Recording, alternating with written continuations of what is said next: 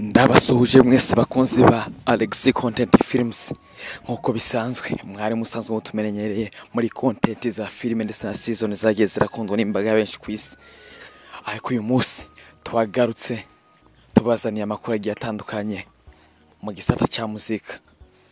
Bana nacu 5 uraja gusobanukirwa. Je wumva ni Alex Live Valan. Uyu munsi nko bisanzwe reka tubageze amateka atangaje umuririmbyi yamenyekanye ku izina rya Elias B. Uyu mwamenye mu ndimbo zigiye zitandukanye ariko kandi harimo iyi nayo sara umwana tubane mabukwe nasare uko yaranyiguse.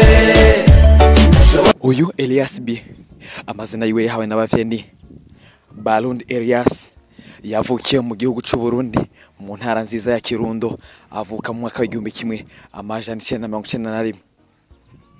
Yagiye akora indirimbo zigiye zitandukanye ariko nyuma kandi yo kumenyekana mu ndirimbo yitwa Mabukwe yamenyekanye hirya no hino, ikajabuka inzuzi, ikajabuka ibigu, ikamenywa na benshi. Yagarutse kandi akora izindi ndirimbo zigiye zitandukanye nka Rurayonga, Umugisha, Wampayende, Urukundo ndetse n'izindi zigiye zitandukanye. Ubu maze kumva indirimbo imwe muri izo ndondaguye, niba utarazumva nyarukira ku mbuga ziwe zigiye zitandukanye wandike Elias B ucuzibona ndetse uzisangize n'abandi. Kuri YouTube, genda kuri YouTube wandike Umugisha by Elias B, uraca uhita ubona channel yiwe ndetse ubona n'ibihangano vye bigiye bitandukanye.